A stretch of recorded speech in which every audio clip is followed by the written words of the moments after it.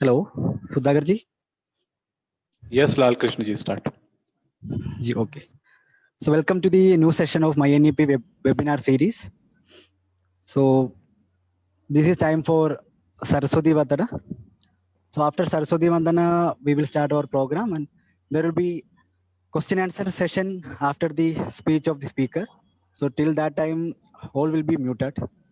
So this is time for Saraswati Vandana. We will start now.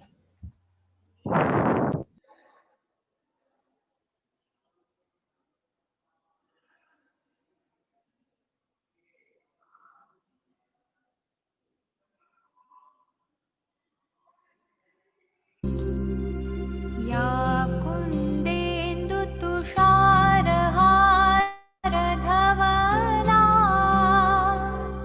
या शुभ्रवस्त्रावृता या वीणावरदण्डमण्डितकरा या श्वेतपद्मासना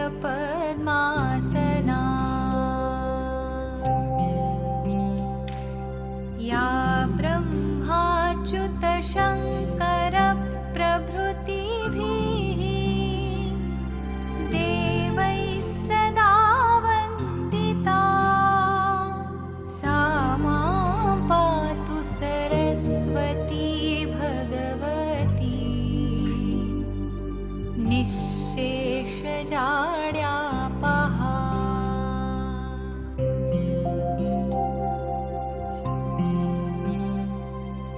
शुक्लां ब्रह्मविचारसारपरमाम् आद्यां जगद्व्यापिनीं वीणापुस्तकधारिणीम् अभयदाम् जाड्यान्धकारापहाम्।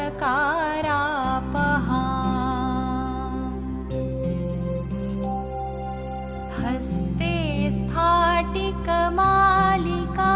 विदधतीं पद्मासने संस्थितां वन्दे तां परमेश्वरीं भगवतीं बुद्धिप्रदां शारदाम्।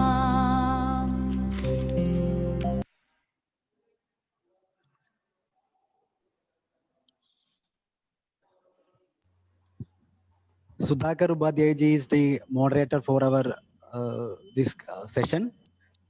He did his post graduation from TIS Mumbai. Then he's completed his BTech from NIT Bhopal. So he is closely associated with ABVP. He was NEC member of ABVP, and he was working in Think India also. So I welcome Sudhakar ji for moderating this session. नमस्कार को आज के इस session में आप सभी का स्वागत है। विद्या भारती उच्च शिक्षा संस्थान के प्रकल्प माई एनईपी के द्वारा ये न्यू एजुकेशन पॉलिसी पर वेबिनार्स कराए जा रहे हैं और ऐसे हमारे कुछ 36 अलग अलग विषय हैं। There are 36 different subjects, 24 in higher education and 12 in education. So on the similar lines, today's topic is optimal learning and support for students.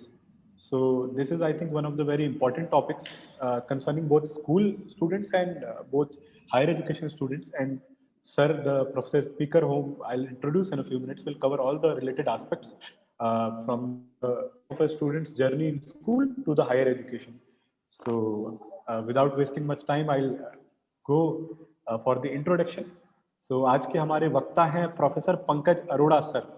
Professor Pankaj Arora आप डायरेक्टर हैं institute of life long learning Delhi विश्वविद्यालय में। साथ ही साथ sir professor हैं central institute of education department of education Delhi विश्वविद्यालय में। Sir का 23 वर्षों से भी अधिक का अनुभव इस डिपार्टमेंट में हो गया है। सर ने कई रिसर्च पेपर, कई articles national international journals, magazine, newspapers में लिखे हैं। सर के नाम 5 पुस्तकें हैं जो अभी तक पब्लिश हो चुकी हैं और 6वीं is in the pipeline, it is going to be published soon.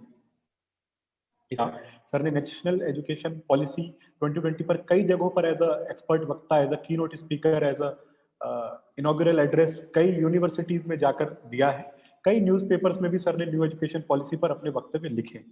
Sir ने कई सारी एडमिनिस्ट्रेटिव रिस्पॉन्सिबिलिटीज का भी निर्वहन किया है, जैसा कि हमने अभी एक बताया कि सर डायरेक्टर हैं। इसके अलावा sir national Education policy implementation committee Delhi विश्वविद्यालय के सदस्य भी हैं।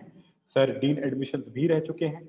सर विजिटर नॉमिनी है to the executive council of central university of Gujarat. इसके अलावा सर ने कई माइनर मेजर प्रोजेक्ट्स भी हैंडल किए हैं, उनको लीड भी किया है। सर को नेशनल एजुकेशन डे अवार्ड 2019 में एक सफल शिक्षक के रूप में प्राप्त हुआ है। एवं सर अभी एक फ्रेमवर्क में काम कर रहे हैं for school internship program in teachers education. स्वागत है सर, कृपया कार्यक्रम को आगे बढ़ाएं।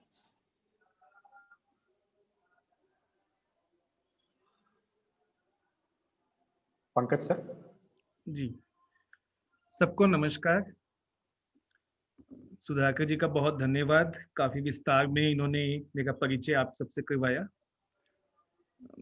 विद्या भारती उच्च शिक्षा संस्थान, जैसा कि हम सब जानते हैं, कुछ वेबिनार्स के माध्यम से अटेंडीज को, पार्टिसिपेंट्स को, स्टेक होल्डर्स को पॉलिसी इम्प्लीमेंटेशन के अलग अलग थीम्स के ऊपर बातचीत का मौका दे रहा है, सुनने समझने का मौका दे रहा है।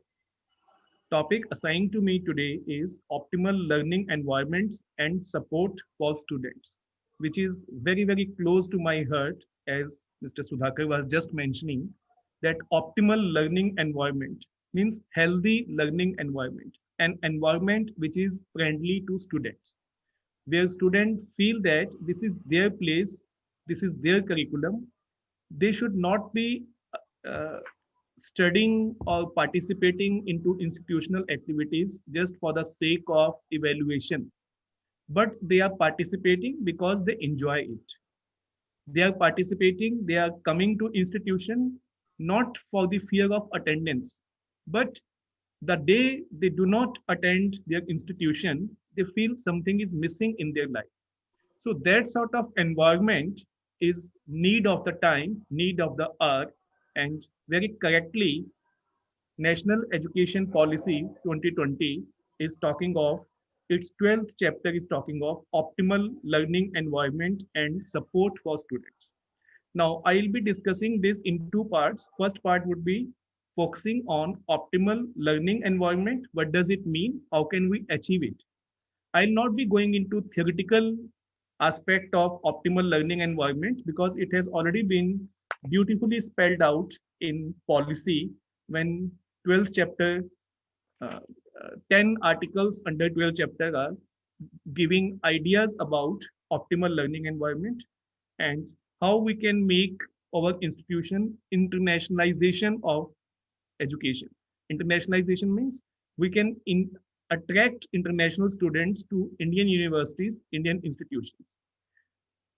We all understand that education, learning is lifelong process. As during the introduction, Sudhakar ji was mentioning, I am looking after Institute of Lifelong Learning these days.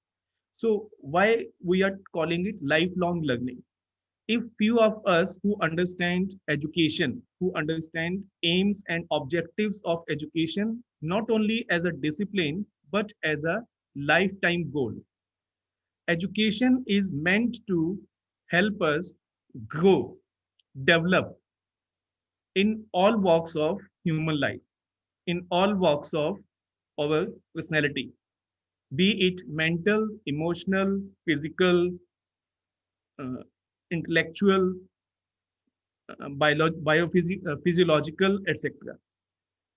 When we say education is to take care of all walks of human life, then it's very, very essential that when learner is coming to institutions, whether school or colleges, here I will be focusing on higher education. So I will be talking largely on university aspect.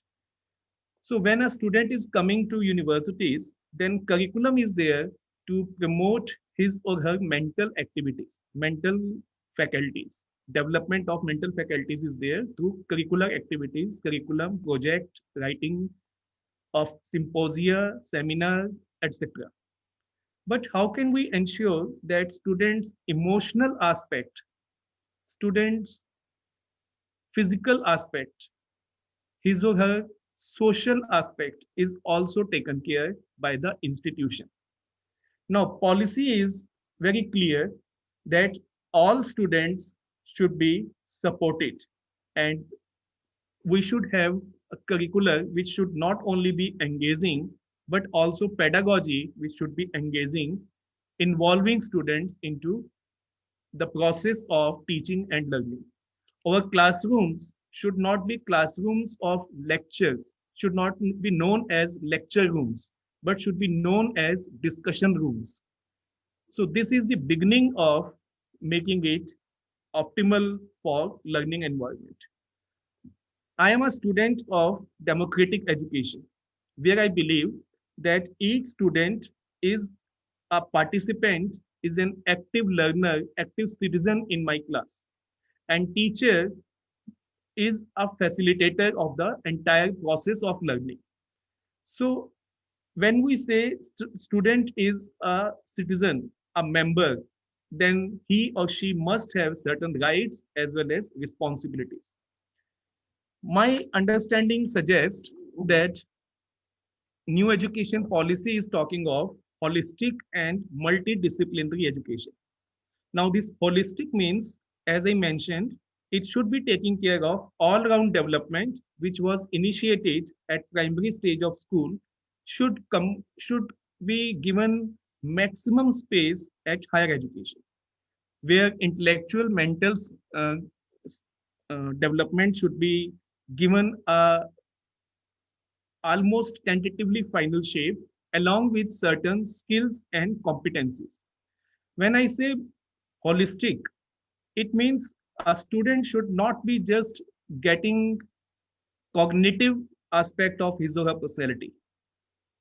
New policy is talking of life skills, which are very, very important. Now, I would be giving certain suggestions where we need to work in different institutions to make it more holistic, more disciplinary, and optimal learning environment for students. So something which need to be added, like in my own university, when we were discussing this 4-year undergraduate curriculum framework, we want to stress on that curriculum which is already existing for cognitive development and scholastic achievement of the learner is already in place. We need to make it holistic. We need to make it multidisciplinary. We need to make it competency based. For that, I am suggesting how can we ensure this in our universities, in our institutions. One, we need to provide healthy democratic environment to learn.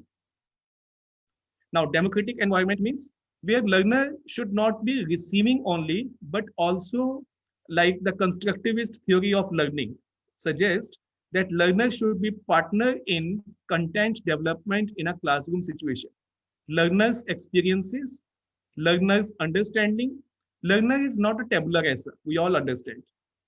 कोई slate नहीं है जो आया है हमारे पास और हमने लिखना है, बल्कि वो बहुत सारे विचार, बहुत सारी पृष्ठभूमि अपनी पारिवारिक, सामाजिक, आर्थिक, धार्मिक, भाषाई, सांस्कृतिक अपने साथ लेकर आया है।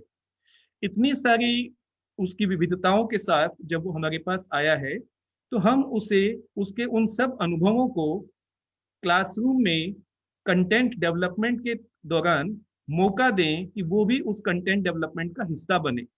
जब मैं भारतीय संस्कृति की बात करूं क्लास में, तो मेरी क्लास में जो स्टूडेंट्स बैठे हुए हैं, जो भारत की अलग अलग पृष्ठभूमियों से आए हैं, अलग अलग संस्कृति से आए हैं, अलग अलग भाषा से आए हैं, तो उनके अनुभव, उनकी क्षेत्रीय आकांक्षाएं मेरी करिकुलम का, मेरे क्लासरूम का फॉर्मल करिकुलम एक था, और उस फॉर्मल क्लास करिकुलम को मैंने क्लासरूम में कैसे प्रेजेंट किया, उसमें उसे जोड़ने का प्रयास होना चाहिए। तो मेरी पहली गुजारिश इंस्टीट्यूशन से रहेगी कि हम अपने स्कूल्स को, कॉलेजेस को, इंस्टीट्यूशंस को एक डेमोक्रेटिक एनवायरनमेंट की तरफ लेकर चलें, ताकि ऑप्टिमल लर्निंग एनवायरनमेंट का जो सपना, जो गाइडलाइंस पॉलिसी ने हमें दिया है, उसको हम शुरुआत कर सकें।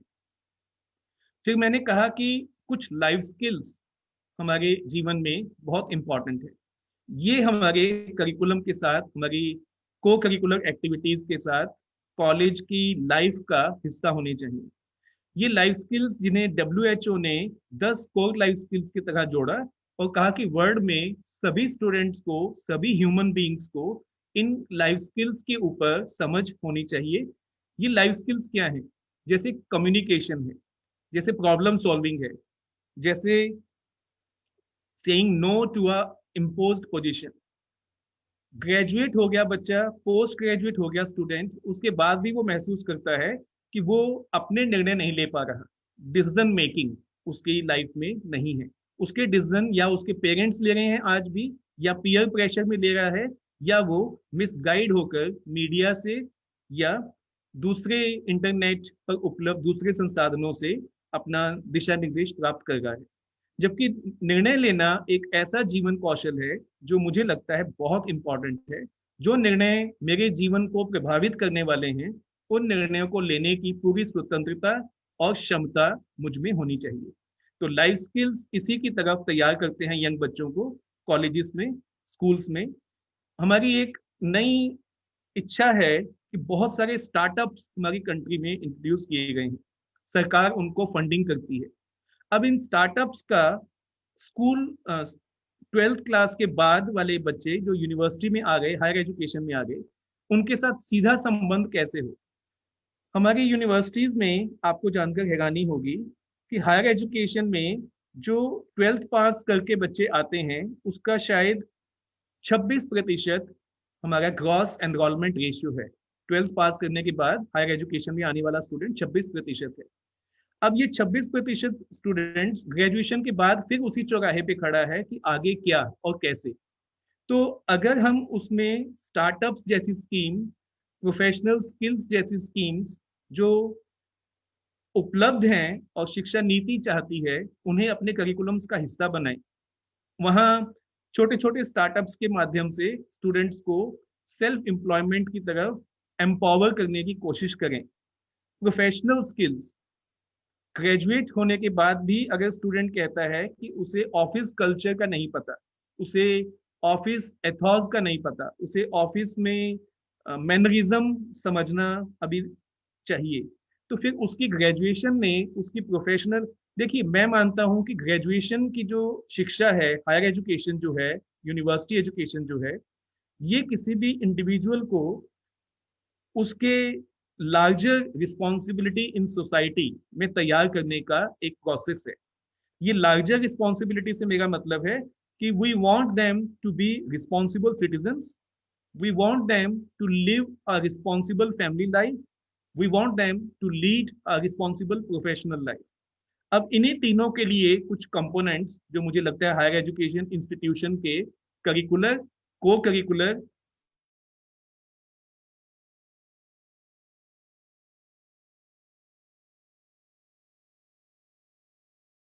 का हिस्सा बनेंगे तो को इम्प्लीमेंट कर। बहुत सारे लोग आज भी ग्रेजुएशन के बाद भी बैंक जाते हैं, यंग बच्चे, तो उन्हें बैंक का फॉर्म भरना नहीं आता।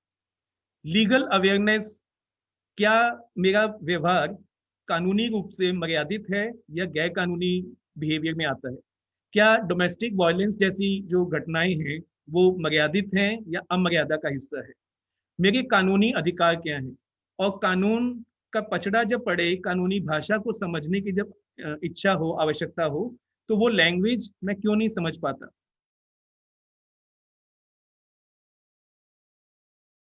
तो लीगल अवेयरनेस उसका अंडर ग्रेजुएट में ऑप्टिमल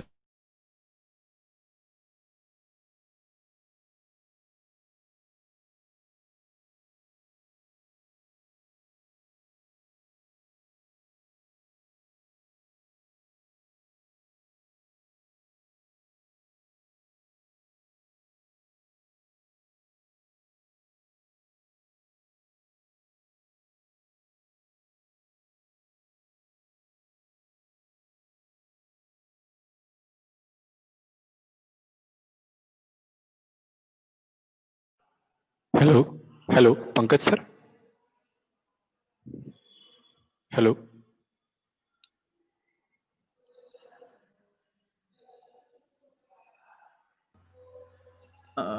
कितने हैं हम में से ऐसे लोग जो भारतीय संविधान की दुहाई तो देते हैं लेकिन भारतीय संविधान की समझ रखते हैं। हम अधिकारों की बात कर रहे हैं, हम कर्तव्यों को कितना जानते हैं, हम जिम्मेवारियों को कितना समझते हैं, हम न्यायपालिका की भूमिका को कितना समझना चाहते हैं। तो constitutional studies should be there as healthy environment of educational institutions, legal awareness. एक करिकुलम दिल्ली गवर्नमेंट ने डेवलप किया, हैप्पीनेस करिकुलम। मुझे लगता है उसका कॉन्टिन्यूम हायर एजुकेशन में आना चाहिए, ताकि ऑप्टिमल लर्निंग के लिए जो एक हैप्पी हेल्दी, या मैं कहना चाहता हूं how to be mentally healthy. आज जब हम हेल्थ की बात करते हैं तो एक फिजिकल हेल्थ, एक मेंटल हेल्थ, एक इमोशनल हेल्थ, तीनों इक्वली इंपॉर्टेंट हैं। तो मेंटल हेल्थ और इमोशनल हेल्थ में ऐसा क्या स्ट्रगल है कि हमारी यंग जनरेशन बहुत आसानी से एस्केपिस्ट हो जा रही है। एस्केपिस्ट जब हो जाती है तो वो सिचुएशन को फेस करने की बजाय विड्रॉ करती है, सुसाइड करती है, हार मान लेती है, और उस हार को एक्सेप्ट करने में उसे बहुत जिगर चाहिए, बहुत हिम्मत चाहिए। तो केस स्टडीज के माध्यम से, छोटे छोटे ड्रामेटिक्स के माध्यम से, रोल प्ले के माध्यम से, रोल रिवर्सल के माध्यम से, we can easily promote such emotional strength among young people, which which can help them to lead a healthy, not only physically but also mentally healthy life. तो mental health का कुछ, योगा का कुछ component हमारा optimal learning environment को विकसित करने में, ये जो कंपोनेंट्स मैं सजेस्ट कर रहा हूँ, इनकी अब पॉसिबिलिटी लार्ज हो गई, क्योंकि अब हमारे पास 4 साल का ग्रेजुएशन प्रोग्राम आने वाला है। तो जैसा मैंने पहले कहा कि हमारे पास कंटेंट या कॉग्निटिव डेवलपमेंट के लिए जो कंटेंट चाहिए वो तो करिकुलम के फॉर्म में हमारे पास है, उसे अपडेट किया जाए।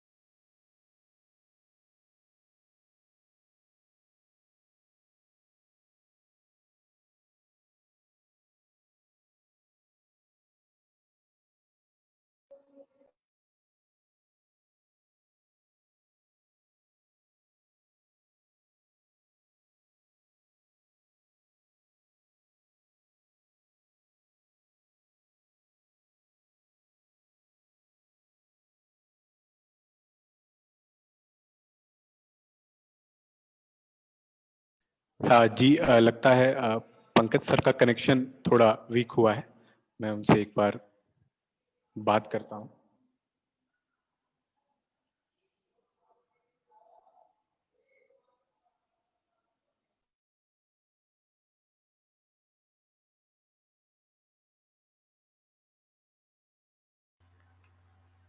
I'm not sure whether my signal is in problem or there is some technical glitch. Anyhow, I'll resume. I'll continue from the point where I hello hello जी। यस सर, बीच में रुक गई थी सर स्क्रीन आपकी। हाँ, मुझे मालूम है, मैंने फिर बोलना बंद किया था। So I will resume from that point only.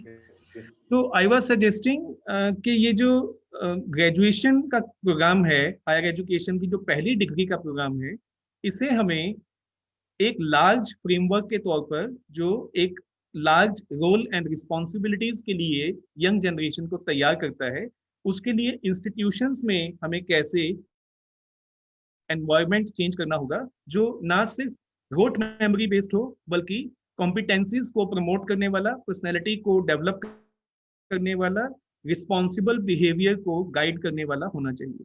और उसके लिए मैं सजेस्ट कर रहा था कि कुछ को करिकुलर एक्टिविटीज, एक डेमोक्रेटिक एनवायरनमेंट इंस्टीट्यूशंस में आना चाहिए। जब मैं कहता हूँ को करिकुलर एक्टिविटीज, तो साथ ही मैं कहना चाहता हूँ कि जो पेडागोजी है, जो क्लासरूम में लर्नर के साथ एंगेज करने की पेडागोजी है, that must be engaging enough to the young people that they should not only be feeling participating into it, but also enriching the whole process of classroom environment and discussions. When I say democratic environment in educational institutions, I simply mean that students must be given more spaces in the form of, like when we are in a process of developing curriculum, last year, I get an opportunity to be convener of Delhi University's Curriculum Revision Committee. And what we did, we not only involve experts in the development of curriculum, but also invite alumnus who have passed out in 2018, recent pass outs. 5%, 5 students from each program who were good score holders, we involve them into revision of the curriculum and understand their expectations from the curriculum. So curriculum should not be what we are presuming, what we academicians are presuming, but what students want to and how industry wants to make it more healthy and more useful for employment opportunities. So students को curriculum में हिस्सा बनाना है, classroom processes में हिस्सा बनाना है. Universities में many of us understand that in 1911, Gopal Krishna Gokhale came out with a proposal to have student unions in university education system. Now, what does this student union means? Student unions, according to Mr. Gokhale, was an opportunity to young people to nurture their leadership, to develop leadership amongst them. They are the future of the nation, the future of the country. So leadership doesn't mean only demands. Leadership means, as I stated earlier, it's a responsible position. Leader doesn't mean political neta. Leader means a leader who lead from the front, who has courage to take us to a new avenue. A person who can guide us, a person who can work with us as part of us. So we teachers need to change our pedagogy and involve young people as learner, not only learners, but future leaders, and allow them to have election activity within school system, within education system, within higher education system.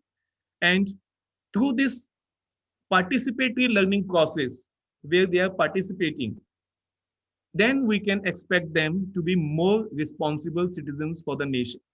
Now, if I want to understand what type of citizens we are looking for the nation, new education policy suggests a citizen who is role model, who is not only responsible, but also productive for individual self as well as for society, for community in large.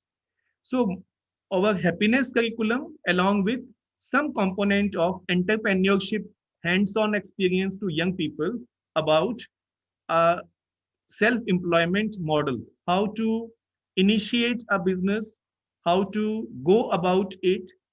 Most of the colleges, most of the institutions of higher education consider that only curriculum which is theoretical, which is largely related to cognitive development of the learner, is their responsibility. Even in that, we are not able to provide them healthy libraries.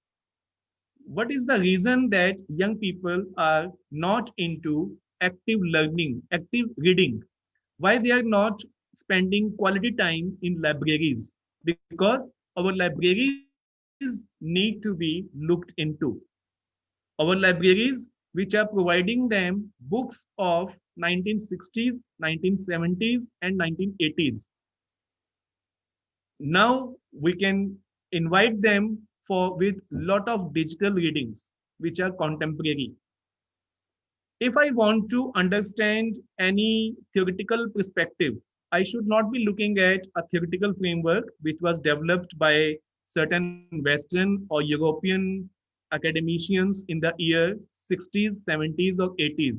But I should be looking at, in my own context, South Asian context, Indian context, what is the recent experiments, how my government, my nation is moving, how South Asian countries which share common culture, common languages, common living style are participating in those new concepts.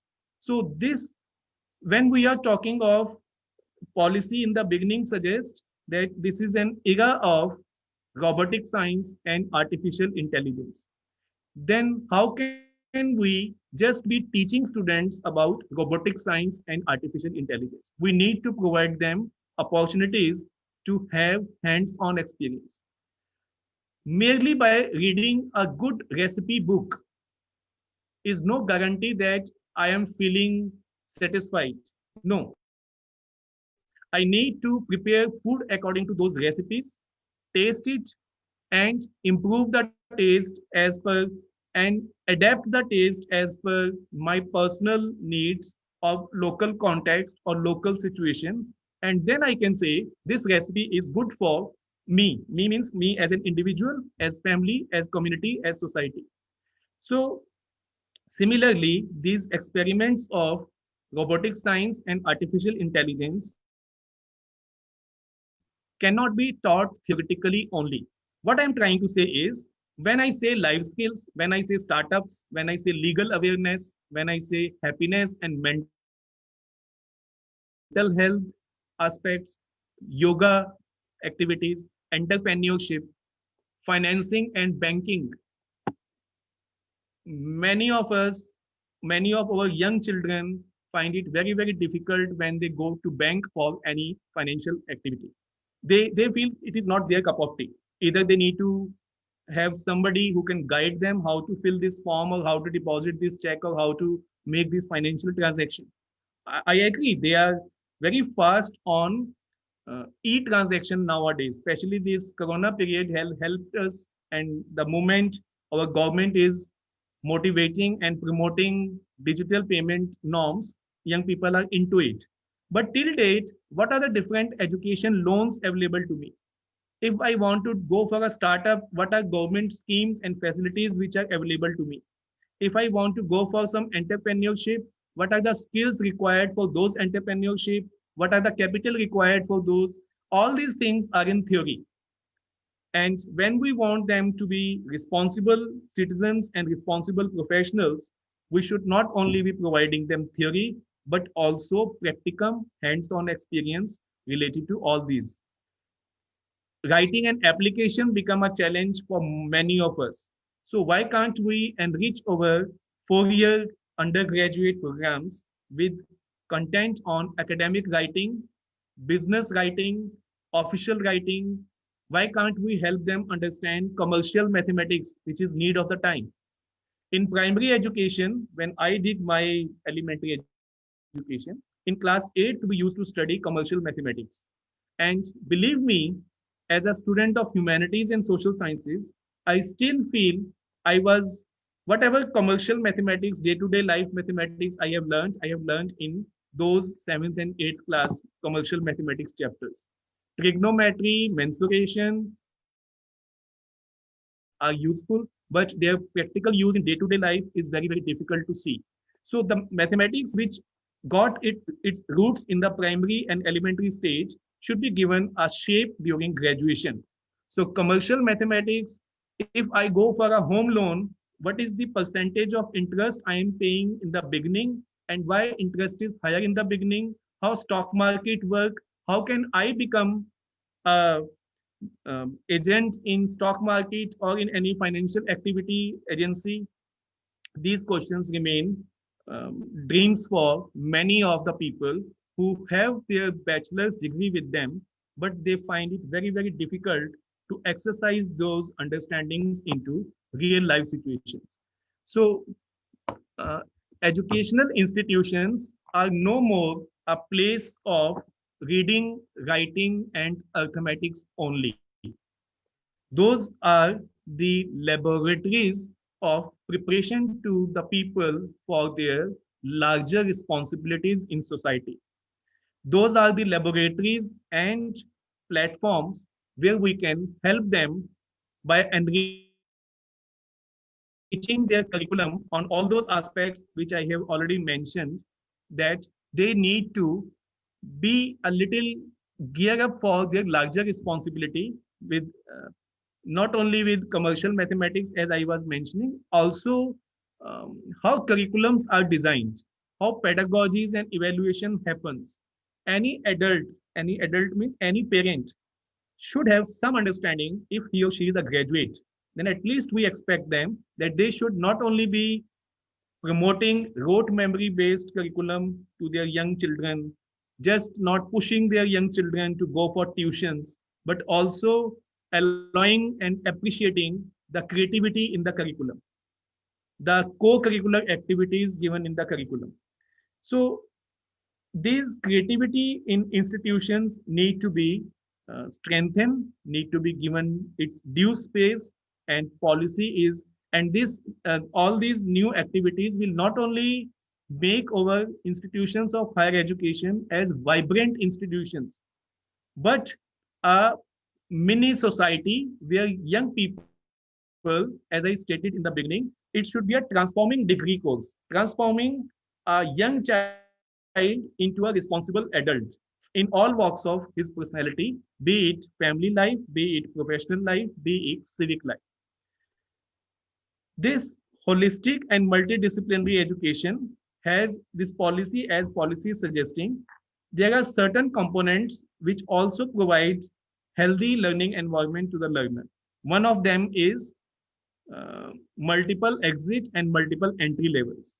So how can we ensure this multiple entry and multiple exit, which accommodate individual students' issues of their personal life, of their health issues, of their economic conditions, to continue or resume their education when they want to. This, I am now mentioning 3-4 points which to my understanding are non-negotiable in this policy, must be implemented in all educational institutions of higher education, and surely those will enrich the learning environment and support the students. One is multiple entry and multiple exits. Another is academic bank credits. Academic bank credit, around 10% students in higher education even today drop out before completion of their first degree, bachelor's degree. Why this 10% is getting waste and stagnate? They are not only wasting their personal resources, their family resources, but also national resources. If we introduce this component of academic bank credit, then whatever credits they have earned in 1 year, and they have to left their education for any compulsion, be it family or financial or social or any other nature, they always can have those credits with them into their academic bank, and they can resume their education, and the component of wastage and stagnation would be minimized.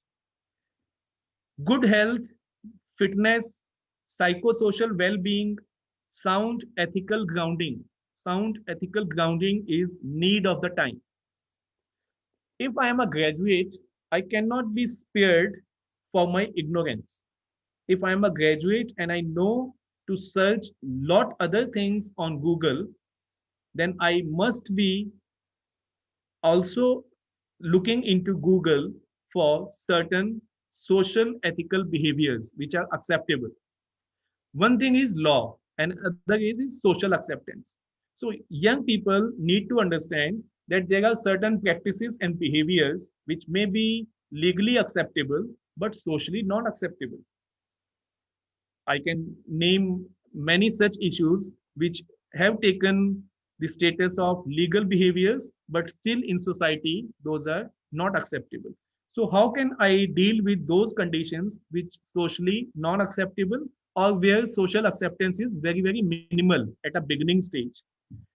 Open and distance learning is something which we are looking forward, through which we need to 100 universities have already been given this in September 4th by a gadget of Government of India. 100 universities are given this opportunity to introduce open distance learning courses, short-term courses, online distance courses.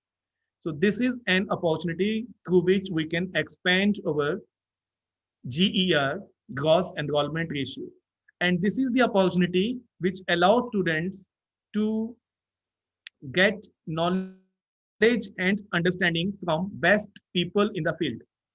People in law department of University of Delhi, there are certain professors which are internationally known for their content and their understanding. Why not their lectures be accessible to the people in Jharkhand, to the people in Bihar, to the people in remote areas of Uttar Pradesh, South India, etc. Assam, Northeast. So open distance learning is another avenue which will be enriching the learning environment of institutions, and students would not be depending on their teachers merely for their classes and for their content, but also be looking into these video lessons and distance mode activities through which they can surely be not only earning credits but also enriching their understanding, widening their horizon on those certain aspects. So all these aspects of optimal learning and support for students given in the 12th chapter of New Education Policy 2020. Last aspect do speaks of internationalization of education. Internationalization means we should have roots from Indian ethos, Indian knowledge. But at the same time, we should have scientific temperament which should match international standards. So how to balance between the two? Institutions not only see many institutions work on practices, culture, and there are institutions which purely go with scientific understanding, scientific knowledge in the given domain. Institutions can allow their students to join certain scientific activities. So we need to improve those scientific activities. Nobody should think that this domain of knowledge is unscientific. This language of these Indian languages do not have scientific basis. We believe so, many of us believe so, because we have never tried or we have never been taken into the journey where we can understand scientific aspect of those Indianness. Recently, I was writing a chapter on Indianness in Indian education, भारतीय शिक्षा में भारतीयता. अब इसमें भारतीय शिक्षा में भारतीयता की बात करते हुए मैंने एक एग्जांपल लिया कि क्रिटिकल पेडागोजी जैसा एक कॉन्सेप्ट जिसको हम western concept, American concept Paulo Freire से जोड़कर हम पढ़ते पढ़ाते हैं, और आज के संदर्भ में हम बहुत सारे फ्रेंच और जर्मन ऑथर्स को, थिंकर्स को उसके साथ जोड़ते हैं. तो ये एक कॉन्सेप्ट को समझने की एक शैली है जो विश्वविद्यालयों में एजुकेशन में चल रही है. मुझे उस पर आपत्ति नहीं है. मुझे आपत्ति इस बात पर है कि ये क्रिटिकल पेडागोजी की जो जेनेसिस हैं उनको हम भारतीय शिक्षा में क्यों नहीं देखना चाहते, भारतीयता में क्यों नहीं देखते, भारतीयता से हम क्यों नहीं जोड़ते. जैसे मैंने अपने उस लेख में उदाहरण दिया कि जो गण परिषद वैदिक समय की है, क्या वो लोकतांत्रिक शिक्षा का उदाहरण नहीं है. बौद्ध शिक्षा में जब डिसाइपल्स के साथ डिस्कशंस इतने इतने डेप्थ डिस्कशन हुआ करते थे, तो क्या वो एक healthy relationship of educational institutions नहीं है? क्या वहाँ टीचर अथॉरिटी की तरह है? नो, वहाँ teacher is one of the participant in a discussion. Similarly जब हम गिजू भाई को पढ़ना चाहते हैं, गिजू भाई के एक्सपेरिमेंट्स इन एजुकेशन और पेडागोजी में हम देखते हैं, जब हम जिद्दू कृष्णमूर्ति को समझते हैं, जब हम गांधी की बुनियादी शिक्षा के माध्यम से वोकेशनल एजुकेशन के सक्सेसफुल एक्सपेरिमेंट्स को देखते हैं, तो क्या ये भारतीय शिक्षा में भारतीयता के उदाहरण नहीं है? तो जब मैं कहता हूं कि क्लासरूम की पेडागोजी और कंटेंट भारतीयता से रूट्स के साथ जुड़ा होना चाहिए, जड़ें उसकी भारतीयता में होनी चाहिए, तो इसके लिए हम सब डिसिप्लिन के लोगों को, चाहे वो विज्ञान के हैं या भाषा के हैं या वाणिज्य के हैं, मैनेजमेंट के हैं, we all need to see and appraise our students about their genesis in Indian ethos and Indian understanding, Indian knowledge. Indian knowledge base should be foundation of higher education, and then we are gradually moving to the scientific and modern and internationalized education. So we should not be, I do not know local history of my city, and I am very familiar with European history. Where is the point without understanding the local context? Local should be vocal. This is the idea. Policy is supporting this idea that opportunities for social engagement of quality residential facilities on campus should be fostered. International students should not only be attracted and welcomed, but also be facilitated for on-campus support. Hostels should be encouraged. More hostels should develop. MOU should be signed with more universities for inter-student exchange programs, and student activity and participation in student activity should be encouraged, become an integral part of university education for the sake of promoting future leaders, promoting students to have their views and viewpoints on different national, political, social, economic, and cultural issues. Any issue for the sake of political issue, we should not be jumping into. Life skills help us understand that how rationally you can examine an issue and then decide whether you want to go for it or you want to go against it. Unless you understand an issue, you cannot take a call, you cannot take a decision about it. So decision making is again a process which need to be educated, where case studies can help, where, as I said, dramatics can help, where sports can help. Team spirit cannot be taught, it should be caught. It should be caught through an living experience in a situation where we 5 people are working on a difficult challenge, either a literary activity or a co-curricular activity or a sports activity, where we need to come out of that difficult situation collectively. Then we need to coordinate.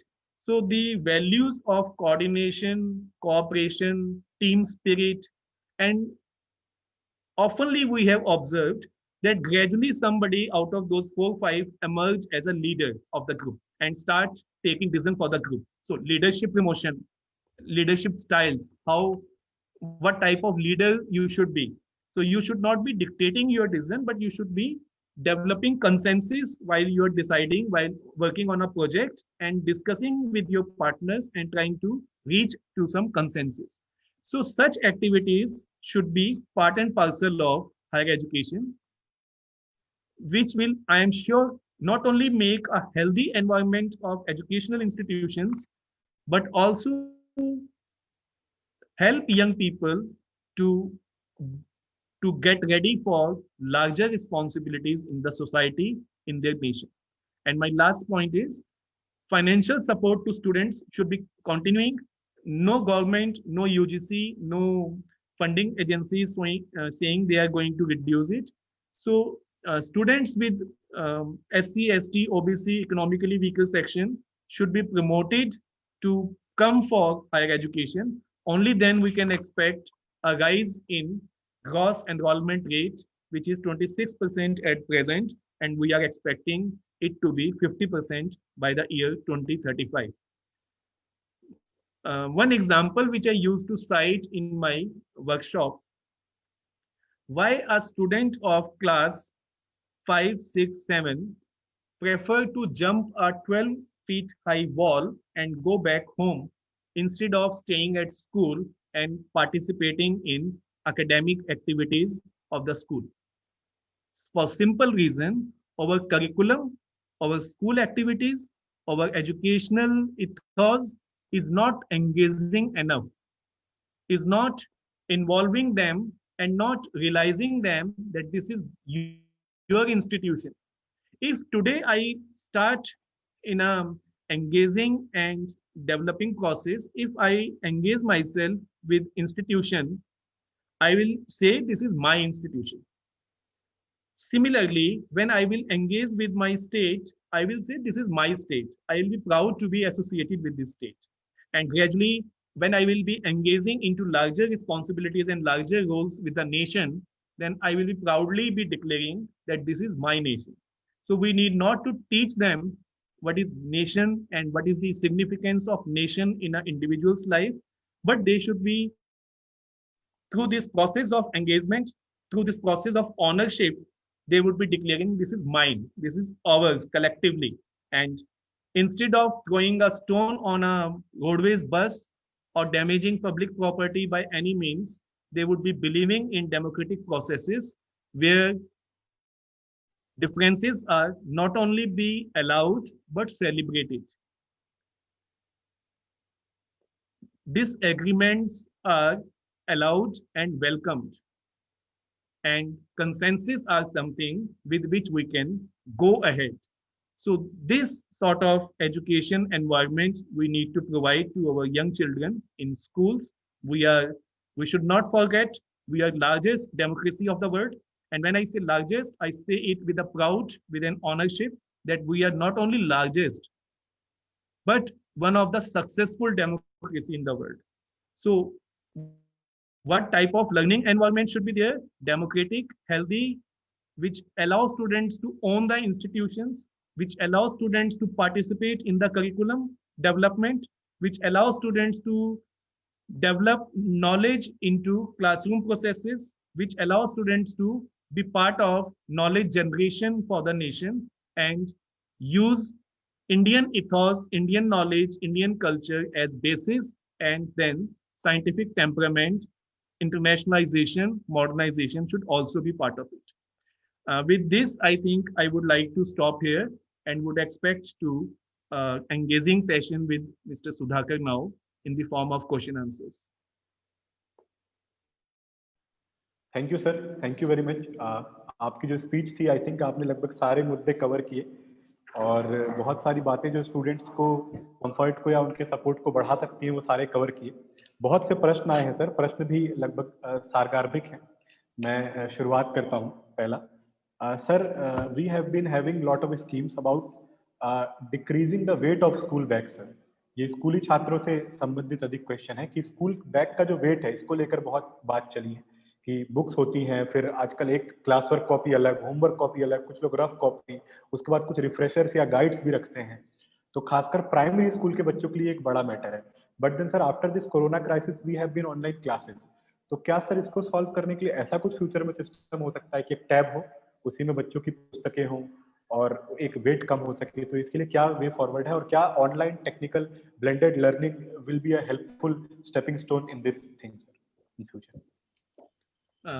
Surely yes Sudhakar ji. हालांकि school education से प्रश्न है, हम higher education पे बात कर रहे थे, but I would love to answer this question. See, new education policy ने स्कूल एजुकेशन के स्ट्रक्चर को रिडिफाइन किया है। 5 साल का फाउंडेशन एजुकेशन। अब फाउंडेशन एजुकेशन की अगर डिटेल समझेंगे तो वो कॉम्पिटेंसी बेस्ड असेसमेंट और कॉम्पिटेंसी बेस्ड प्रमोशन की बात करता है। तो पॉलिसी का और आजकल में जो डिबेट चल रहा है कि क्लास 2 तक कोई होमवर्क, कोई बैग नहीं होना चाहिए। क्लास 2 तक, यानी कि जब तक बच्चा कम से कम 7 साल की उम्र तक ना आ जाए, 6.5-7 साल की उम्र तक ना आ जाए। तो अब इसके लिए जो करिकुलम डेवलपर्स मुख्य रूप से एनसीईआरटी है, उसको ये ध्यान देना है कि कॉम्पिटेंसीज के लिए बहुत सारी रीडिंग्स इसेंशियल नहीं है, बल्कि बहुत सारी एक्टिविटीज इसेंशियल हैं। तो अगर हम एक्टिविटी ओरिएंटेड टीचिंग की तरफ जाएंगे तो जैसा कि पॉलिसी सजेस्ट करती है कि instead of rote memory based learning and assessment, we should be going to all round personality and assessment which should be competency based. मेरे 98% स्कोर आता है और मुझे Shri Ram college of commerce में अगर दाखिला नहीं मिलता तो मुझे लगता है मेरी दुनिया खत्म हो गई।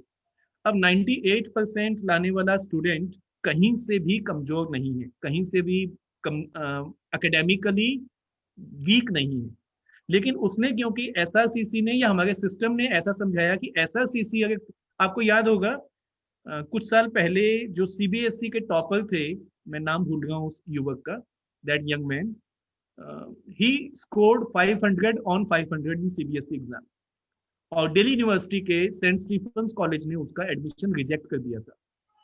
क्यों? क्योंकि सेंट स्टीफेंस का एक अपना प्रोसेस है, 75% weightage to your theoretical exams and 25% interview based. तो इंटरव्यू में आप अपनी नॉलेज का एप्लीकेशन पार्ट कितना समझते हैं, केस स्टडी से कितना, जो जैसे मैंने कहा ना, मुझे इकोनॉमिक्स में तो 98 स्कोर आ गया, लेकिन बैंक में कौन कौन से लोन है जो मेरे स्टार्टअप में मुझे मदद कर सकते हैं ये मुझे पता ही नहीं है। इसके लिए मैं एजेंट पे डिपेंड कर रहा हूँ। तो क्यों हमारी नॉलेज, हमारी एजुकेशन में ये गैप है?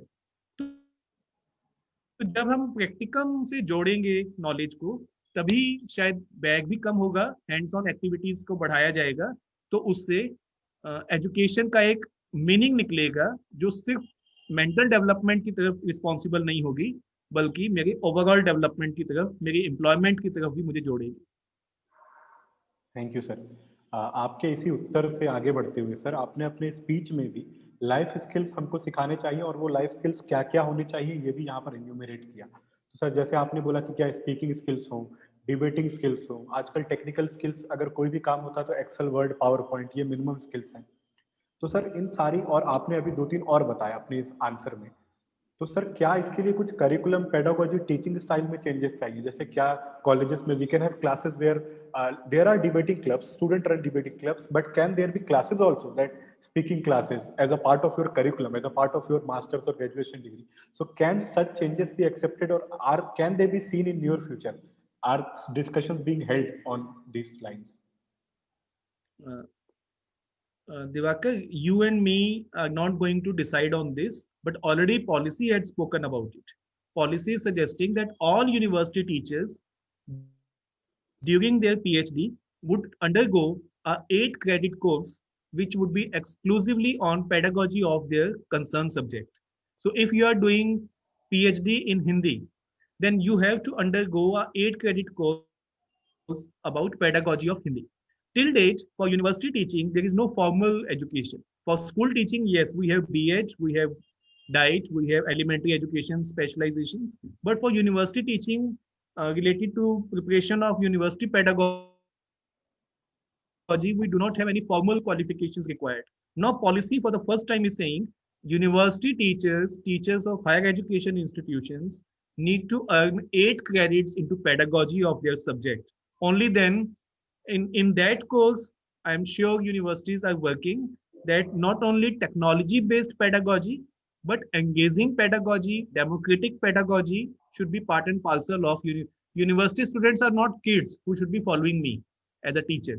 University students should be like who should have full authority and right to question me, who should have whatever sources of knowledge I have, same sources of knowledge they can have through internet, through e-libraries, through multiple other resources which are digital in mode. So they too have same resources. So why can't they be allowed to enrich the classroom discussions with their understanding, their challenges, their cases, their questions? When I suggested that constructivist theory of learning do give space to learner to become active partner in the development of classroom content. So that constructivist pedagogy need to be given a wider space in higher education as well. And where teachers should not be coming with a lecture and PowerPoint presentation only, but should be, I should be able to accept my criticism as a teacher from my class. The day we'll reach to that level, we will be truly professional. UGC and policies suggesting that students should be evaluating their teachers. In many countries, this happens. But in our country, because classrooms are very large and political bias is always there. If Mr. Divakar has to evaluate me as a teacher, maybe he can give importance to my political ideology and my background and my culture and my language also. So unless we raise above all these parameters, which are non-scientific and subjective in nature, till such time, student evaluation is a dream which should be coming. But I strongly feel democratic pedagogy should be part and parcel of pedagogy preparation to university teachers while they are doing their 8-credit course in pedagogy. Thank you sir. Sir आपने youth पर काफ़ी काम किया है, आपकी जो पुस्तकें हैं कुछ इस तर्ज पर हैं, कुछ आर्टिकल्स भी हैं। सर जब कोई छात्र when he goes outside his home, generally लोग ग्रेजुएशन में जाते हैं तो मोस्टली वो उनका पहला मौका होता है जब घर से दूर होते हैं। फिर सर कॉलेज लाइफ के प्रेशर्स, वो पहले दिन से प्लेसमेंट का सोचते हैं, तो मेंटल, इमोशनल, साइकोलॉजिकल तीनों प्रकार के प्रेशर, और कई लोग अंदर ही अंदर एक ट्रॉमा में होते हैं, एक लड़ाई चलती रहती है। तो अभी NEP also, as you are quoting a lot of things from that, also talks about having counselors in all institutes, at least one counselor, at least one office for this thing. तो sir ये कितना important हो जाता है कि उनको curricular या academic के अलावा भी मेंटल इमोशनल सपोर्ट भी मिले एक हायर एजुकेशन इंस्टीट्यूट से, खासकर जब वो घर से दूर हैं, पहली बार एक अकेले माहौल में खुद को बनाने, खुद के लिए सारे निर्णय लेने आए हुए हैं? You have asked something which is very close to my heart. Emotional stability is something we are missing nowadays.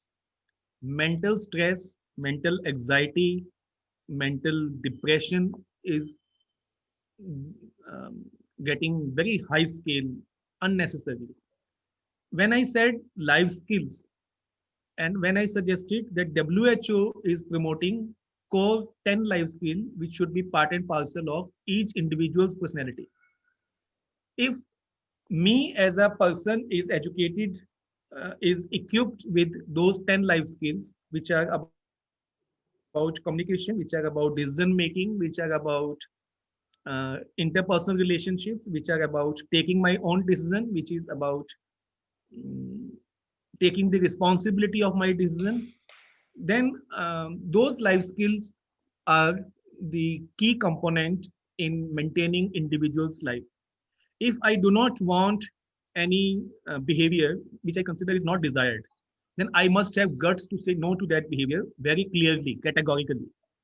When I want to say no to a peer, how to deal with peer pressure, how to deal with media pressure, how to deal with this rat race of marks in the society.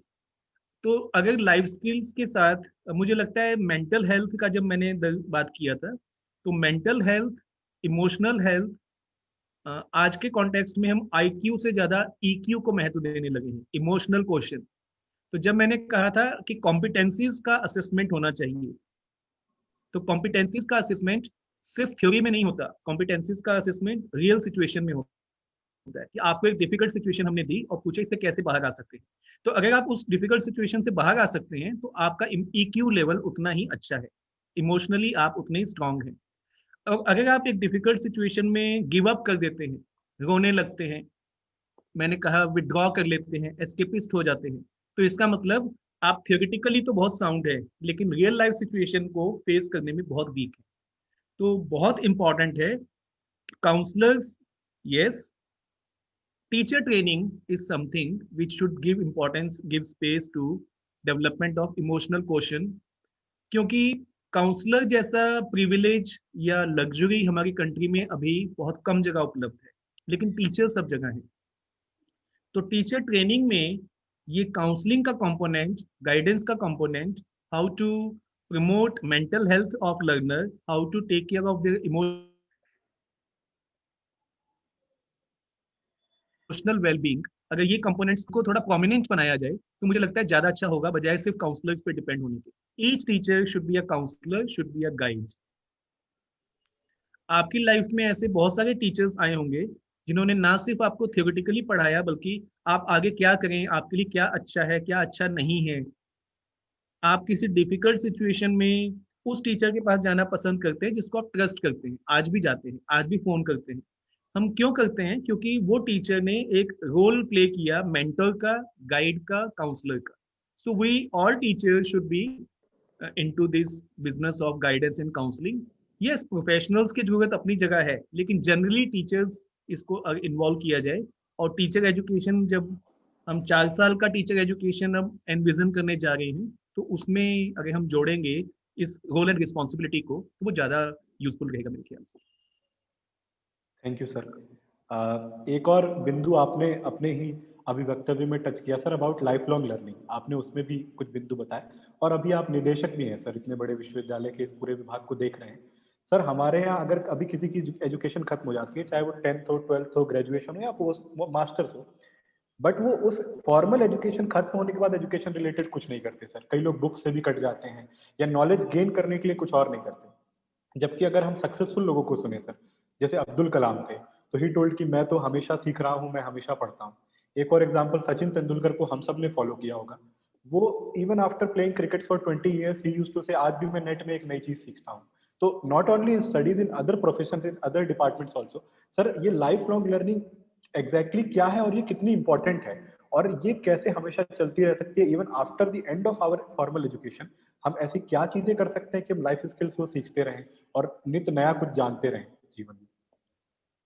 C first thing was literacy. तो literacy पे independence के बाद हमने काम किया और आज luckily हमारा लिटरेसी रेट 80% से ऊपर आ चुका है। तो अब literacy is not the end, that is the mean, वो शुरुआत थी। अब हमें अपने आपको, मुझे, हम चाहे किसी भी प्रोफेशन में हैं, होम मेकर हैं, सेल्फ बिजनेस चलाते हैं, हमें ये समझना पड़ेगा कि आए दिन हर फील्ड में इतनी इनोवेशन, इतनी नई नॉलेज आ रही है, अगर मैं उसको नहीं समझूंगा तो शायद मैं अपने बिजनेस में, अपने नौकरी में, अपने व्यवसाय में कहीं ना कहीं कॉम्प्रोमाइज करूंगा, पिछड़ जाऊंगा।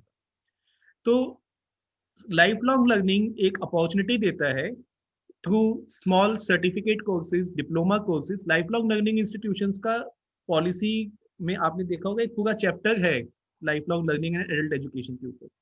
वो चैप्टर चाहता है कि लाइफ लॉन्ग लर्निंग हमारे जीवन का एक हिस्सा बने। शिक्षा जीवन पर्यंत चलने वाली एक गतिविधि है। हम कभी भी किसी भी स्थिति में नया सीखते हैं। जब मैं यंग बॉय था तो मेरी लर्निंग का एक अलग पर्सपेक्टिव था। जब मैं एक फादर बना, एक फैमिली का हुई, तो एक अलग पर्सपेक्टिव था, वहाँ नई नई चीज़ें सीखी। आने वाले दिनों में जब कुछ नई जिम्मेवारियां जुड़ेंगी परिवार के संदर्भ में, समाज के संदर्भ में, प्रोफेशन के संदर्भ में, तो मैं कुछ उन नई जिम्मेवारियों के साथ नया सीखूंगा। तो ये सीखना तो जीवन पर्यंत है, लाइफ लॉन्ग का मतलब ही ये है। अब इसको अगर हम सर्टिफिकेट और छोटे छोटे डिप्लोमा, जैसे मैंने एग्जांपल दिया, हमारा life long learning institute university of Delhi बहुत जल्दी कुछ ऐसे कोर्सेज स्टार्ट करने जा रहा है जो सिर्फ यूनिवर्सिटी ऑफ दिल्ली के लिए नहीं होंगे, कम्युनिटी के लिए होंगे। लीगल अवेयरनेस, कानून की जानकारी। छोटे से कानून के मसले पर हम पुलिस वाले से डरते हैं, बात करने से ही डरते हैं, क्योंकि हमें कानून की समझ ही नहीं है, हमें जानकारी ही नहीं है उसकी। तो legal awareness, technology, language proficiency, ये कुछ ऐसे कोर्सेज हैं। और जैसे मैंने एग्जांपल दिया था कमर्शियल बिजनेस, कमर्शियल मैथमेटिक्स। आए दिन अपने जीवन, मैंने एक मकान लेना है तो उसके लिए मुझे होम लोन लेना है, लेकिन होम लोन की कैलकुलेशंस कैसे होती हैं वो एजेंट के ऊपर मैं छोड़ देता हूँ और मुझे समझ नहीं आता। मुझे समझाया जाता है कि आजकल इस कंपनी के शेयर बाजार अच्छा उठ गए हैं, लेकिन मुझे क्योंकि समझ नहीं है तो लाइफ लॉन्ग लर्निंग इंस्टीट्यूशंस की ये जिम्मेवारी बनती है, जिसको दिल्ली यूनिवर्सिटी का लाइफ लॉन्ग लर्निंग जल्दी ही निभाने जा रहा है, कि इस तरह के आने वाले digital courses, IT courses, daily life का मैथमेटिक्स, डेली लाइफ का कानून, डेली लाइफ का जेंडर पैरिटी जैसे जो सामान्य विषय हैं, इनके ऊपर एक्टिविज्म या रेडिकल होकर नहीं, बल्कि एक बैलेंस्ड समाज के लिए हम क्या रूपरेखा प्रस्तुत कर सकते हैं, ये ऑनगोइंग है, जो सीखते रहना चाहिए। जो मैं अपनी बात को यहाँ खत्म करता हूँ। जो हम जनरेशन गैप कहते हैं, जनरेशन गैप क्यों है? आपकी जनरेशन ने जो पढ़ाई की उसमें खुलापन ज्यादा था बनस्पत मेरी जनरेशन की। तो अगर मैं लाइफ लॉन्ग लर्निंग के थ्रू उन नए कॉन्सेप्ट्स के साथ, नए विचारधाराओं के साथ, नए जीवन मूल्यों के साथ जुड़ा रहूंगा, तो फिर मैं कहाँ से अपडेटेड नहीं रहा? क्यों मेरा और आपका जनरेशन गैप आएगा? वो तभी आता है जब हम, एक जनरेशन ने अपने आप को रोक दिया आगे बढ़ने से, अब वो सिर्फ नमक, तेल और रोटी के चक्कर में चले गए और उन्होंने इस तरफ ध्यान नहीं दिया, या कह सकते हैं उन्हें इसके अवसर नहीं मिले। तो लाइफ लॉन्ग लर्निंग एक ऐसा प्लेटफॉर्म है जो हर जनरेशन को कहता है कि आप चलते रहिए, कुछ ना कुछ नया सीखते रहिए। वो नया आपके प्रोफेशन के जुड़ा हो सकता है, आपकी पारिवारिक जरूरतों के हिसाब से हो सकता है, आपकी धार्मिक विश्वासों के अनुरूप हो सकता है, सामाजिक मूल्यों के अनुरूप हो सकता है, भारतीय संविधान के अनुरूप हो सकता है। आप उसमें जुड़े रहिए और नए नए विचारों को अडेप्ट करते रहिए ताकि आप अपडेटेड रहें। Thank you very much sir, very well explained. Sir next प्रश्न, आपने जनरेशन गैप और स्टूडेंट्स को लेकर अभी ये मुद्दा आया, तो इसी से सर हमारा अगला प्रश्न कि आजकल कॉलेजेस में सर, इंजीनियरिंग हो चाहे डिफरेंट कॉलेजेस हो या अदर यूनिवर्सिटीज हो, the use of drugs and intoxication has become a very big issue. आप तो दिल्ली में हैं, दिल्ली में तो कई बार बहुत यंग स्टूडेंट्स रेव पार्टीज वगैरह ऐसे में भी कई बार पाए गए हैं, और वो भी जो कि बहुत कम उम्र की। तो हम सर इसको एक मोरल पॉलिसिंग सेंस से मैं नहीं पूछ रहा कि ये करना सही है या गलत है, but then obviously sir health hazard तो है। अगर हमारा पूरा यूथ बहुत सिगरेट पीता है तो वो अनहेल्दी हो रहा है, या हमारा पूरा यूथ अगर नशे में धुत है तो कई बार ये उसकी मेंटल और इमोशनल वेलबींग को भी, उसकी प्रोडक्टिविटी को भी खराब करता है, उसके हेल्थ को भी खराब करता है। और जो कि अगर हम ह्यूमन रिसोर्स के एंगल से भी बात करें तो हेल्थ ऑफ द वर्कफोर्स और the citizen is very very important. तो सर इसके लिए अभी तक कोई बहुत कानून नहीं है, और मुझे ऐसा लगता है कि शायद कानून से रोक पाना संभव ही नहीं है, because students will find ways to bypass it. तो इसके लिए क्या हो सकता है सर? कैसे अवेयरनेस कर सकते हैं? क्या उनसे बात हो सकती है? कैसे इस माहौल को बढ़ाया जा सकता है? As you yourself is suggesting कि कानून तो है, तो ये एक्टिविटीज इलीगल तो हैं, और मुझे लगता है कि जो सब्सटेंस अब्यूज में जाने वाले लोग हैं उनको ये अच्छे से पता है कि ये इलीगल है, और उन्हें ये भी पता है कि ये सामाजिक रूप से भी स्वीकार्य नहीं है। इसीलिए वो माँ बाप से छुप कर दोस्तों के साथ अंधेरे में, या जहां उनके परिवार के लोग आते जाते नहीं, कोई जानता नहीं, वहां इस तरह की गतिविधियों में शामिल होते हैं। तो जब मैंने कहा था लाइफ स्किल्स और मैंने कहा योगा एंड मेंटल वेलबींग, तो अगर इस तरह की घटनाओं के साथ, देखिए जो बुनियाद है इस समस्या की वो है डिस्कनेक्ट की। जब मैं अपने आप को अपने परिवार से नहीं जोड़ पाता, पारिवारिक मूल्य पिछले 30-40 साल में बुरी तरह टूटे हैं, हम एकल परिवारों में आ गए। अब एकल परिवारों का क्या हश्र है, लॉकडाउन में बहुत सारे लोगों ने अनुभव किया है कि हम परिवार में 3 ही सदस्य हैं, 4 ही सदस्य हैं, और हम अपने ही फ्लैट में, अपने ही घर में बंद हैं। तो इस लॉकडाउन की प्रक्रिया ने ये समझने में मदद की कि लार्ज फैमिली कैसे महत्वपूर्ण है। और लार्ज फैमिली में हमेशा मानता हूँ कि सोशल डेवलपमेंट के लिए और इमोशनल डेवलपमेंट के लिए बहुत महत्वपूर्ण है। आप अपने पिता से दूरी पर हैं, किसी वजह से हिचक करते हैं, लेकिन आप हो सकता है अपने चाचा से नजदीक हैं, हो सकता है अपनी बुआ से खुल के बात कर सकते हैं, हो सकता है अपनी मौसी से ज्यादा अच्छी बात कर सकते हैं। तो ये जो गैप है, इसमें कहीं ना कहीं हमारे पूरे समाज का जो स्ट्रक्चर है वो जिम्मेवार है। उसमें गैप आ गए, बातचीत नहीं होती। जब बातचीत नहीं होती तो फिर मुझे लगता है जो मैं कर रहा हूँ या जो मेरे साथी कहते हैं, जो मेरे दोस्त करते हैं, वैसा करना जायज है और मुझे उसकी छूट है। तो बिना उसके हेल्थ हजार्ड्स को समझे हुए एक माहौल होता है कि जब आप खाने बैठे शाम को, तो दिन की सारी चर्चा होती है परिवारों में। अब क्योंकि टेक्नोलॉजी ने हमें इतना सेल्फ सेंट्रिक बना दिया, इतना इंडिविजुअलिस्टिक बना दिया कि हम उसमें स्कोप ही नहीं रहा एक्टिविटीज का, बातचीत का। तो ये सब्सटेंस अब्यूज बहुत बड़ी मात्रा में हमारी युवा पीढ़ी में आ चुका है। उसके लिए सरकार ने कानून बनाना था, कानून बन गया। समाज की जो संस्थाएं हैं उन्हें जागृति कार्यक्रम लाने थे, वो अपना काम करती रहती हैं, लेकिन जब तक परिवार इसमें अपनी जिम्मेवारी नहीं समझेंगे, परिवार में वो यंग बच्चे हैं और परिवार में 6 का परिवार भी है तो उसमें 4 लोग हैं जो उस यंग बच्चे के साथ जुड़े हुए हैं। तो जब तक हम वो जुड़ाव नहीं देंगे, जब तक हम ये एश्योरेंस नहीं देंगे कि आपका फेलियर भी मुझे उतना ही एक्सेप्टेबल है जितनी आपकी सक्सेस।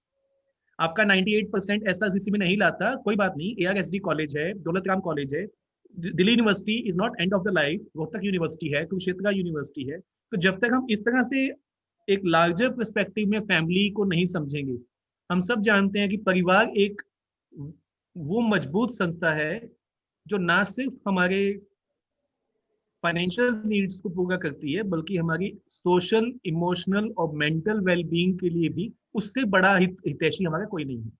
तो परिवारों का रूप जिस तरह से टूटा है, अगर उसमें हम आज भी कुछ कर सकें, आज भी परिवारों में सिर्फ कमाई, आमदनी बढ़ाने और ज़्यादा से ज़्यादा बड़े पैकेजेस लेने की होड़ से हम लोग अपने आप को रोक सकें, तो शायद हम अपनी यंग पीढ़ी को समझा पाएंगे कि your success, failure, your challenge, your trouble is mine and we collectively resolve it. You need not to depend on artificial means of substance or alcohol or weed or stuff like that. So you need to trust me as a father, as a mother, as a brother, as a sister, as a cousin. तो ये जो gap है, ये कहीं ना कहीं इसके लिए दोषी मैं मानता हूँ। कानून है और जा करते हैं।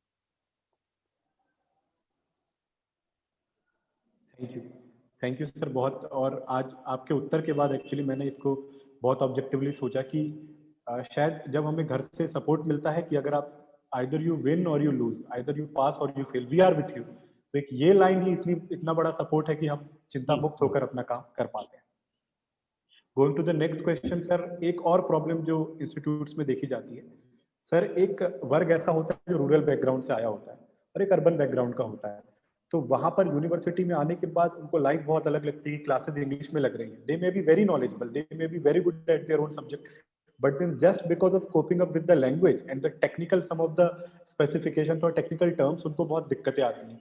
कई बार पीयर ग्रुप के साथ घुलने मिलने में भी दिक्कत आती है क्योंकि उनका रहन सहन का तरीका बहुत अलग होता है, तो वो भी नहीं घुल मिल पाते, दूसरे लोग उन्हें इतनी इजीली स्वीकारते भी नहीं, तो क्लास से लेकर पूरे कॉलेज तक का एक एक्सपीरियंस उनका कठिन हो जाता है।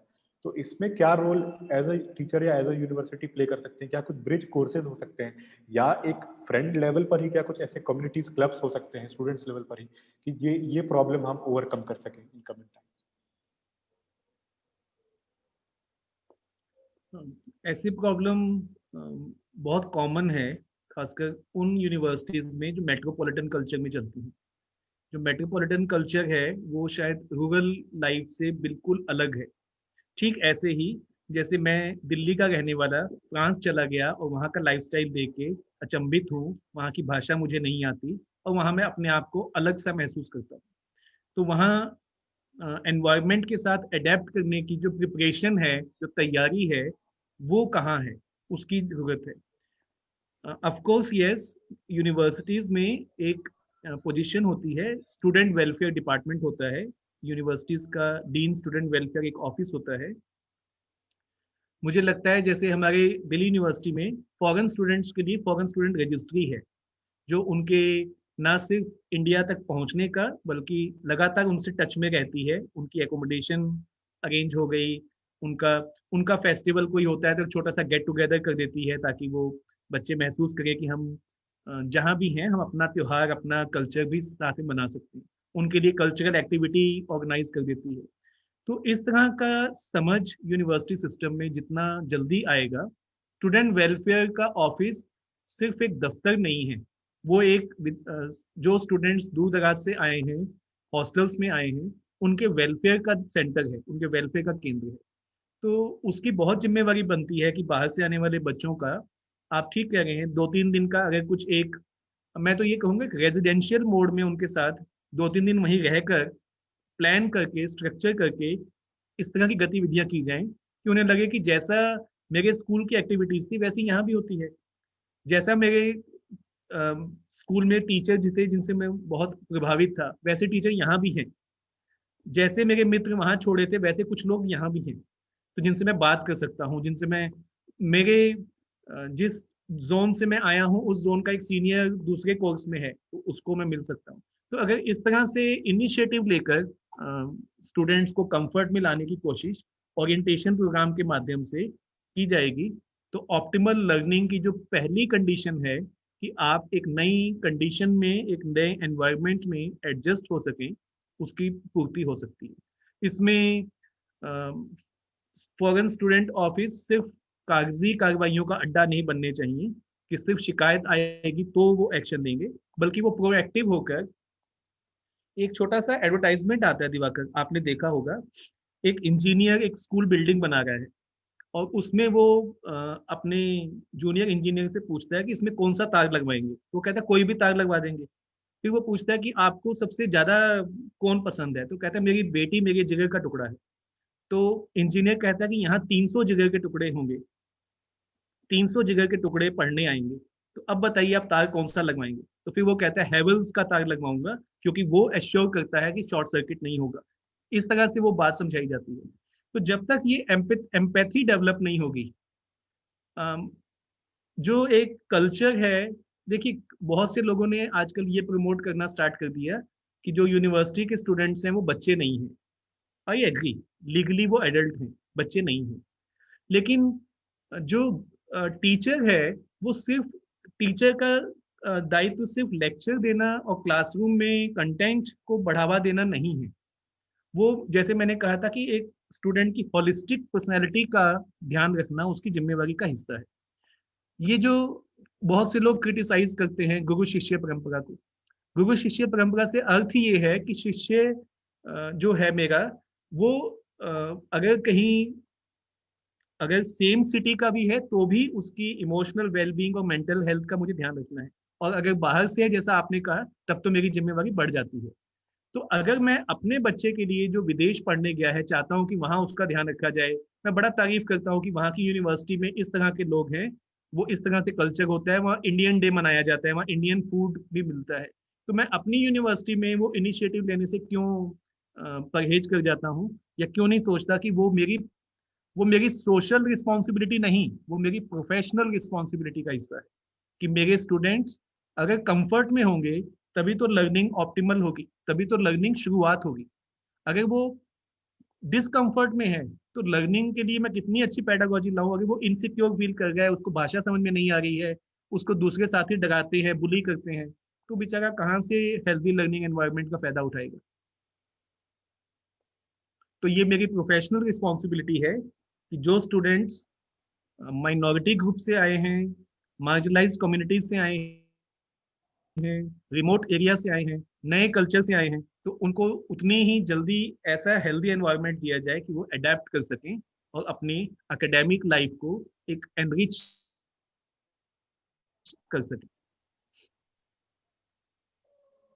Thank you, sir. Thank you very much for again this wonderful answer. So the last question for today, sir. We talked about a lot of things which can be done at the university level, and you also touched upon that the professor should not only be helping the student in their academic matters, but the professor should also be helping in other matters. So sir एक प्रश्न ये कि एक professor का कितना बड़ा role है sir, जैसे आपने गुरुकुल परंपरा, गुरु शिष्य परंपरा का भी कहा, तो छात्र वहीं जाकर रहते थे, गुरु ही सारे जीवन की देखभाल करता था, केवल पढ़ाई की नहीं। It was truly multidisciplinary in the sense of not only education but other sectors of life as well. तो एक प्रोफेसर के तौर पर सर, एक प्रोफेसर की क्या भूमिका है, कितनी जिम्मेदारी है, और कितना प्रोफेसर के हाथ में है कि स्टूडेंट्स कंफर्ट में रहें, स्टूडेंट्स मेंटली वेलबींग में हो, इमोशनली वेलबींग हो, और उनकी पढ़ाई के साथ साथ अगर उन्हें निज जीवन में भी कोई समस्या होती है तो प्रोफेसर उसमें क्या रोल प्ले कर सकते हैं सर?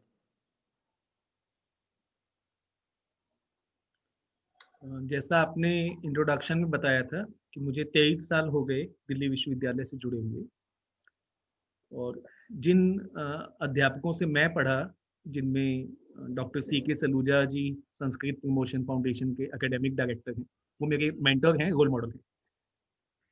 आप जब स्टूडेंट्स प्रोफेसर होना, देखिए जैसे मैंने कहा ना कि एक मेरी लार्ज प्रोफेशनल जिम्मेवारी का हिस्सा है कि मैं अपने कंटेंट को इंटरेस्टिंग बनाऊं, अपने कंटेंट को क्रिएटिव बनाऊं, अपडेट करूं, और क्लासरूम प्रोसेसेस को बहुत हेल्दी बनाऊं।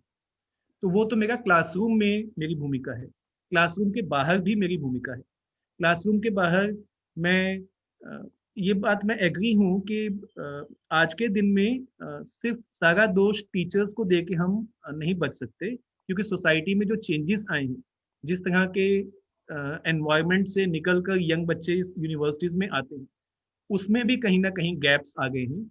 और अब स्टूडेंट्स को सबसे पहली चीज़ ओरिएंटेशन में, अगर आप स्टूडेंट को ये एहसास करवा सकें कि ये आपका इंस्टीट्यूशन है, ये यूनिवर्सिटी आपकी यूनिवर्सिटी है, और आपकी कोई भी डिसकंफर्ट को हम यहाँ जल्दी से जल्दी एड्रेस करना चाहते हैं। अगर ओरिएंटेशन में इस तरह की बातें समझाई जाएं, एक रेजिडेंशियल कैंप लगा के 2 दिन का उनके जो आपसी संवाद है विद्यार्थियों का किया जाए।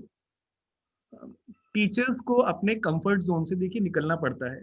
23 साल में आप central institute of education university of Delhi में आके पूछेंगे तो Pankaj Aguada is one of those teachers who is available. तो सबसे पहले है कि आप अवेलेबल होने चाहिए, आप एक्सेसिबल होने चाहिए। आप अवेलेबल है, एक्सेसिबल हैं, तो आप स्टूडेंट्स की मदद कर सकते हैं।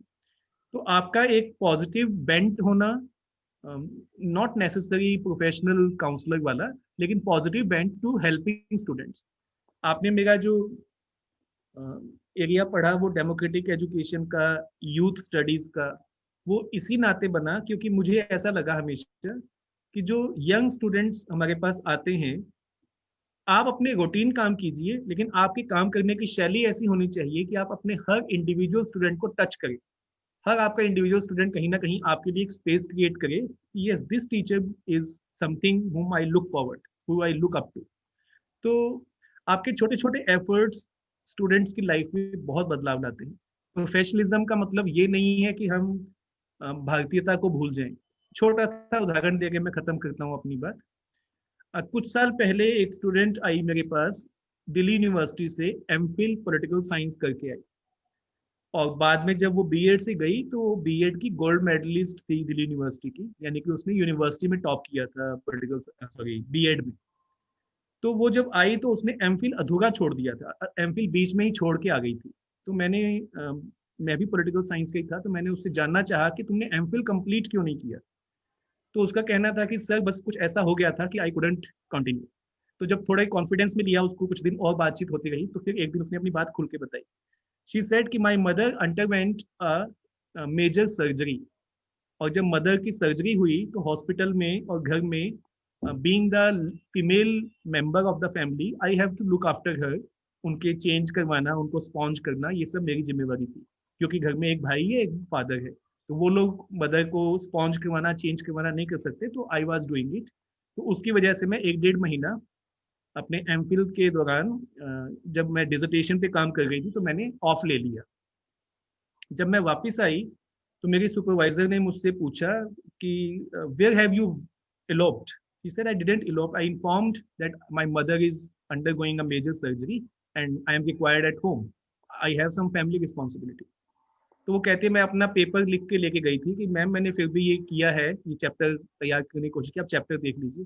He said, वो टीचर ने चैप्टर ऐसे हवा में उड़ाते हुए मुझे कहा कि I do not need such unprofessional students in my class. अब इस घटना का उस स्टूडेंट जो कि मैंने बताया बीएड की गोल्ड मेडलिस्ट रही, बहुत ब्राइट थी, उस पर ये इम्पैक्ट आया कि उसने एमफिल ही छोड़ दिया। शी सेड कि मैं इतनी हर्ट हो गई कि ये टीचर ह्यूमन तो हो पहले, ह्यूमन हो के तो सोचे पहले। अगर इसको यही समझ नहीं आ रहा कि एक फैमिली में I am not only a student but a daughter also, और घर की एक फीमेल मेंबर होने के नाते मेरी मदर की रिक्वायरमेंट थी, तो मुझे अटेंड करना था। तो शी सेड सर बस मैंने वहां से एमफिल ड्रॉप कर दिया, बीच में ही छोड़ दिया। तो अगर इस तरह की सोच को प्रोफेशनलिज्म कहा जाएगा, तो मुझे लगता है we need to look back to the definition and meaning of professionalism. Professionalism is taking care of your profession and the people involved in your profession, not only sympathetically but empathetically. Be part of their life, not physically but emotionally. Connect yourself with them, and then you will see a positive exchange of vibes between you and your class. Your class would be thoroughly with you, and they will be celebrating your, looking forward to your classes. आपकी class में 100% attendance रहता है, तो ये इस चीज का एक पैरामीटर है कि आप स्टूडेंट से कनेक्टेड हैं। तभी स्टूडेंट्स क्लास में सिर्फ इसलिए नहीं आते कि आपका कंटेंट बहुत अच्छा है, स्टूडेंट इसलिए भी आते हैं कि आप कंटेंट के साथ साथ स्टूडेंट्स को इम्पोर्टेंस देते हो, स्पेस देते हो बात कहने का, समझने का। तो वो अगर हमारे प्रोफेशनल ट्रेनिंग का हिस्सा बन सके, which is needed. आपने बहुत अच्छा सवाल उठाया। बहुत सारे bright students in absence of such empathetic behaviour अपनी पढ़ाई छोड़ बैठते हैं। Thank you very much sir. जो आंसर्स आपने दिए, जैसा कि अभी भी कहा कि प्रोफेशनलिज्म का अर्थ ये नहीं होना चाहिए कि आप अपनी एम्पैथेटिक ह्यूमन वैल्यूज या जो आपके अंदर एक इंटरपर्सनल रिलेशनशिप होना चाहिए वो सब हम छोड़ दें और केवल काम तक उसको सीमित रखें। और दूसरा बिंदु सर आपने बताया, प्रत्यक्ष उदाहरण मुझे याद आता है, हम जब अपना मास्टर्स कर रहे थे सर, तो एक सर थे वो अटेंडेंस लेते ही नहीं थे। अटेंडेंस सेंटर को डायरेक्टली जाती थी एडमिनिस्ट्रेशन को, और बाकी लोग लेते थे और वो रिकॉर्ड होता था। बट देन उसके बावजूद दूसरी क्लासेस में लोग 5 मिनट पहले आकर, 10 मिनट पहले आकर थंब लगा देते थे। अगर थंब भी लगाना है तो स्टार्ट में लगाया, एंड में लगाना है, रिकॉर्ड हो गया। पर उन्होंने ये वो नहीं करते थे ये। उसके बावजूद 40 के 40 लोग बैठते थे, जस्ट बिकॉज लोग उनकी क्लास में बैठना चाहते हैं, उनको सुनना चाहते हैं। तो अ लॉट ऑफ थिंग्स हमने आज टच किया सर, और आई थिंक ऑप्टिमल लर्निंग कैसे हो, इतना वृहद तो मैंने भी नहीं सोच पाया था इस विषय पर जो अध्ययन किया मैंने, पॉलिसी देखा, जितना आपने कवर किया कि पॉलिसी तो सर एक थ्योरेटिकल बात कर सकती है बिकॉज पॉलिसी ब्लूप्रिंट नहीं दे सकती, बट आई थिंक आपने यहाँ पर एक ब्लूप्रिंट दे दिया कि टीचर्स ये कर सकते हैं, यूनिवर्सिटीज ये कर सकती है, ये सब हम सबका रोल हो सकता है। और इस प्रकार छात्रों के लिए पूरा माहौल ना केवल प्रोफेशनली पॉजिटिव बट उनके लिए एक कंफर्टेबल माहौल जहां वो ग्रो कर सकें। जैसे हम कहते हैं कि प्लांट्स को अगर सही माहौल मिलता है तो ही वो ग्रो करते हैं, तो शायद ह्यूमंस के साथ भी वही है कि अगर उनकी वो रेगुलर वाटरिंग, उनको सनलाइट को प्रॉपर केयर मिले, then they will also grow into much better citizen. So thank you very much, Pankaj sir. I think this has been one of our best sessions till date. We have been conducting it since November 26th, and we have conducted almost twice daily. So this is definitely one of the best, the speech also, the discussion part also. So thank you very much to you for accepting our invitation and giving us such a delightful lecture today here. And then I thank Manni Prakash ji and Manni Raghunandan ji, the National Organizing Secretary and National Joint Organizing Secretary of Vidya Bharati Uच्च Shiksha Sansthan respectively. I also thank Professor Kailash Sharma, our National President, and Professor Narendra Kumar Taneja, our National General Secretary. I thank my team that I am visible here, but then a lot of people are also involved to make this कार्यक्रम happen, make this program happen, and also successfully. And at the end, I thank all the participants who joined with us in this Zoom webinar, and also all the people who would have watched the live on Facebook. So thank you once again to you, sir. And with this, we announce the closure of today's program. Thank you very much. Jai Hind. Thank you very much for this opportunity. I think I have come up to your expectations. Thank you very much to all the dignitaries being part of this platform. Thank you. Namaskar. Thank you, sir. Thank you, sir.